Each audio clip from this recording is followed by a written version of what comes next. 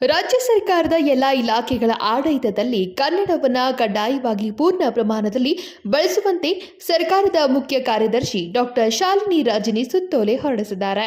ಕರ್ನಾಟಕ ರಾಜ್ಯ ಭಾಷಾ ಅಧಿನಿಯಮ 1963ರಲ್ಲಿ ಕನ್ನಡ ಭಾಷೆ ಕರ್ನಾಟಕದ ಆಡಳಿತ ಭಾಷೆಯಾಗಿ ಇರುತ್ತದೆ ಎಂದು ತಿಳಿಸಲಾಗಿದೆ.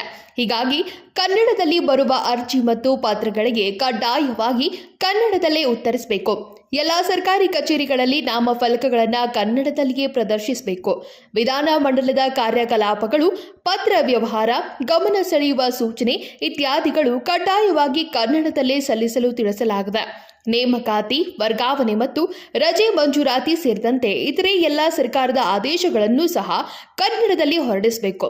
ಕಚೇರಿಗಳಲ್ಲಿ ಇರುವ ಆಂಗ್ಲ ಭಾಷೆಯ ನಮೂನೆ, ದಾಖಲೆ ಪುಸ್ತಕ, ಆಂತರಿಕ ಪತ್ರ ವ್ಯವಹಾರ ಸೇರಿ ಇತ್ಯಾದಿಗಳನ್ನು ಕನ್ನಡದಲ್ಲಿಯೇ ಭರ್ತಿ ಮಾಡಬೇಕು. ಕಡತದ ಟಿಪ್ಪಣಿ, ಸಭಾ ಸೂಚನೆ, ಕಾರ್ಯಸೂಚಿ, ಸಂಕ್ಷಿಪ್ತ ಟಿಪ್ಪಣಿ ಹಾಗೂ ನಡವಳಿಗಳನ್ನು ಕನ್ನಡದಲ್ಲಿಯೇ ತಯಾರಿಸಿ ಸರ್ಕಾರದ ಭಾಷಾ ನೀತಿಯನ್ನು ಯಶಸ್ವಿಯಾಗಿ ಕಾರ್ಯರೂಪಕ್ಕೆ ತರುವಂತೆ ಈಗಾಗಲೇ ಸುತ್ತೋಲೆಯಲ್ಲಿ ತಿಳಿಸಲಾಗಿದೆ. ಸರ್ಕಾರಿ ಪತ್ರ ವ್ಯವಹಾರಗಳಲ್ಲಿ ಕಡತದ ಟಿಪ್ಪಣಿಗಳನ್ನು ಕನ್ನಡದಲ್ಲಿ ಮಾಡುವಂತೆ ಸೂಚಿಸಿದ್ರೂ ಸಹ ಅನುಷ್ಠಾನ ಮಾಡಿಲ್ಲ.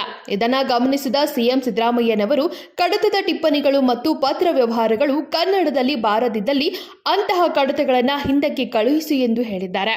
ಆಡಳಿತದಲ್ಲಿ ಭಾಷಾ ನೀತಿಯನ್ನು ಪೂರ್ಣ ಪ್ರಮಾಣದಲ್ಲಿ ಹಾಗೂ ಎಲ್ಲ ಹಂತಗಳಲ್ಲಿ ಜಾರಿಗೊಳಿಸುವುದು ಎಲ್ಲ ಅಧಿಕಾರಿಗಳ ನೌಕರರ ಕರ್ತವ್ಯವಾಗಿದೆ. ಹೀಗಾಗಿ ಸರ್ಕಾರದ ಎಲ್ಲ ಇಲಾಖೆಗಳ ಅಧಿಕಾರಿ ನೌಕರರು ಕಟ್ಟುನಿಟ್ಟಾಗಿ ಜಾರಿಗೊಳಿಸಬೇಕು ಎಂದು ತಿಳಿಸಿದ್ದಾರೆ.